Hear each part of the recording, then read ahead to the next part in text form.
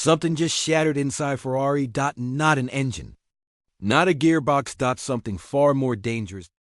Juan Pablo Montoya has unleashed a statement so raw, so unflinching, that Ferrari's entire narrative has collapsed in real time. Lewis Hamilton stood in front of cameras and called his season a living nightmare. Ferrari's president responded by demanding silence. And now, a voice from outside the Maranello. Walls has done what no one inside dared to do. He's told the truth.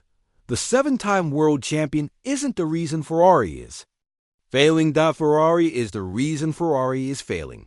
Brazil wasn't just a rough Sunday. It was a meltdown that laid bare every crack Ferrari had been papering over since race 1. Hamilton's frustration bled through the radio. The car betrayed him at every corner. And when the checkered flag fell, Hamilton did what champions do. He spoke the truth. A nightmare. That's what he called it. Instead of reflection, Ferrari's leadership chose confrontation. President John Elkann delivered a public message aimed directly at Hamilton and Charles Leclerc. Stop talking. Start delivering. The implication was unmistakable. The blame belonged to the drivers. But here's what makes this story explosive. Months earlier, Hamilton had handed Ferrari something invaluable. He compiled detailed technical analysis, strategic recommendations, the product of 17 years battling at the sharp end of Formula One. This wasn't criticism dressed as help. This was help offered in good faith. Ferrari's reaction? According to reports, they didn't embrace it. They resented it. And that's the moment everything started unraveling. Montoya watched this pattern emerge. And when he finally broke his silence, his message cut straight to the bone. Hamilton isn't underperforming because age has caught him. He's underperforming because Ferrari hasn't built the structure, the trust, or the technical platform he needs to thrive. Put simply, Hamilton is giving everything. Ferrari is given half measures. Here's where Montoya drops the hammer. He believes Hamilton could still be absolutely dominant. Not in theory. Not if we rewind the clock.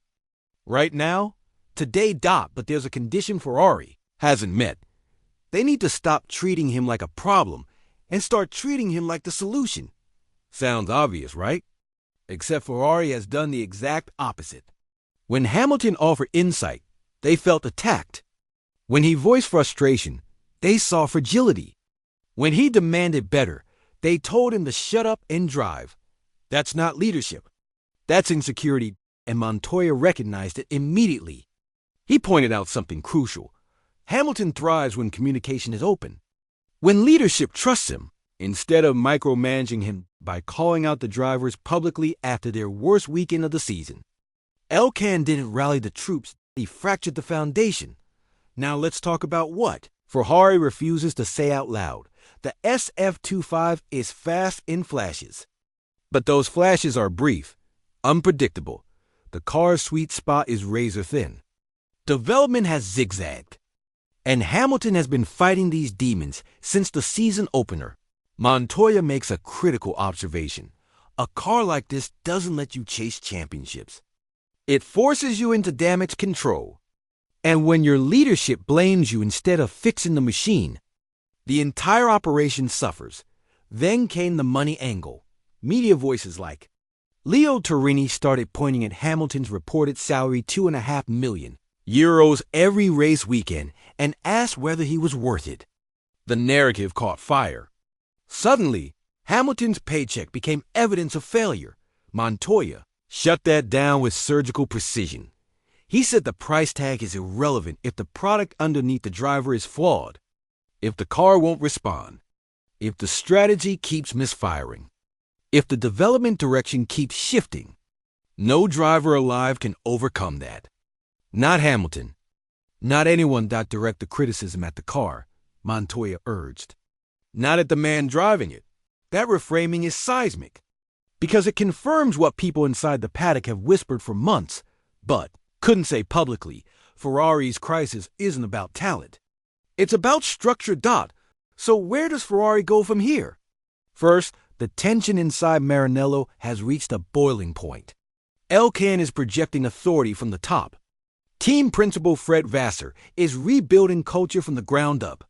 And Hamilton, he's stuck between competing visions, trying to drive progress while absorbing public blame. Montoya's verdict is unambiguous. This friction is unsustainable. If Ferrari genuinely want to unlock Hamilton's potential, they need unified leadership. They need restored confidence. They need an environment where honest feedback strengthens the team instead of threatening egos. Second, Hamilton's reaction throughout this chaos has been revealing. He didn't lash out. He didn't escalate. He posted a simple statement. I back my team. I back myself. I will not give up. That wasn't defeat. That was defiance. Montoya sees that mindset as validation. Hamilton isn't cracking. The system around him is. The gap isn't between driver and expectation. It's between driver ambition and team capability. The Formula One world is watching this unfold in real time. If Ferrari fails to adapt, they'll waste the twilight years of one of motorsport's all-time greats. But if they finally align around Hamilton, if they give him the stable platform and the collaborative environment he's demanding, Montoya believes the result is guaranteed. Dominance. Pure. So let's play this out. Future 1. Ferrari wakes up. Leadership unifies. Engineering stabilizes. And Hamilton reminds the world why 7 titles aren't a fluke. Maranello roars back. The nightmare becomes a memory. Future 2.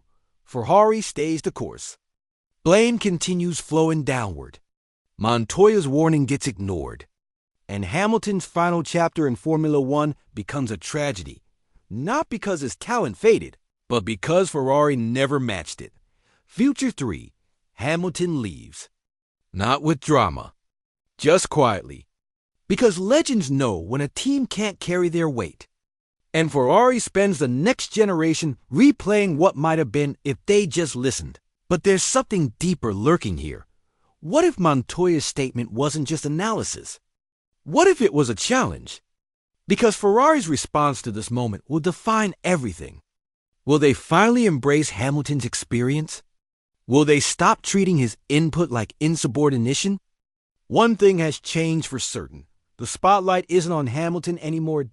It's burning straight into Maranello. If you've watched this far, you know the real story now this season was never about speed. It's about survival. So here's my question. Will Ferrari evolve fast enough? Or is this nightmare only just beginning?